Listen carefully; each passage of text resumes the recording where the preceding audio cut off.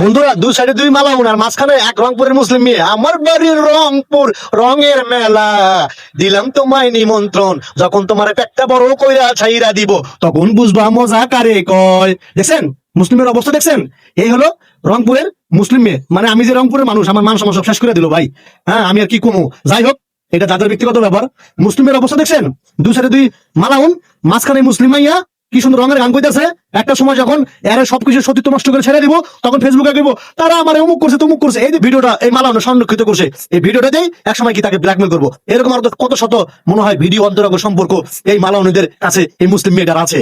যখন মুসলিম মেয়েটার কথা শুনবে না, তখন এই ভিডিওগুলো প্রকাশ করা শুরু করবো। আর তখন বলবো কি, সাংবাদিকরা তো এসব ভিডিও করি না, এসব নিউজ করি না, মোবাইলে কইবো কি আমার অমুক করছে তমুক করছে, হ্যাঁ সে মুসলিম হইতো অমুক হইতো তমুক হইতো, সে আমাকে নষ্ট করছে, তার সাথে আমার বিয়ে হয়েছে, সে এখন আমাকে নিয়ে খায় না, আমার ঘরে একটা সন্তান আছে, এখন আমি কি করব? তখন তুই যা মন চায় তা করিস।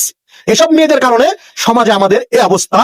মুসলিম সমাজের অধিকাংশ বাবা মার মান সম্মান হানি করতেছে এসব মুসলিম মেয়েরা। এসব মুসলিম মেয়েদের কারণে আজ মুসলিম ধ্বংসের দ্বার প্রান্তে। অতএব এসব মেয়েদের কারণে সমাজে তাদের বাবা মা মানুষদেরকে মুখ দেখাতে পারে না। কেমন কইরা রাস্তাঘাটে এইভাবে প্রকাশ্য গান কইতেছে হিন্দু যুবকদের সাথে, তার ফ্যামিলি তার আত্মীয় স্বজন যখন ভিডিওটা দেখবে, তখন এই মেয়েটার অবস্থাটা কি হবে দেখুন না একটু কি বলে। আমার বাড়ি রংপুর রঙে ঘেরা, দিলুম তোমাকে নিমন্ত্রণ ঘুরিয়া।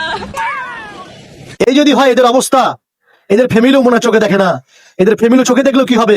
এরা হলো গিয়া মনে করেন বাধা মানে না ফ্যামিলির, এরা লুবি। এই লুবির কারণে অতি সহজেই এই হিন্দু যুবকরা এদের চাপে এদেরকে ফালাইতেছে আর সতীত্ব নষ্ট করতেছে। আর যখন ধরা খায় তখন ব্ল্যাকমেল করে, তখন এদের হুঁশ ফিরে আসে, তখনও কোনো লাভ হয় না। এই হলো আমাদের অধিকাংশ কিছু মুসলিম সমাজের মুসলিম নারীদের অবস্থা।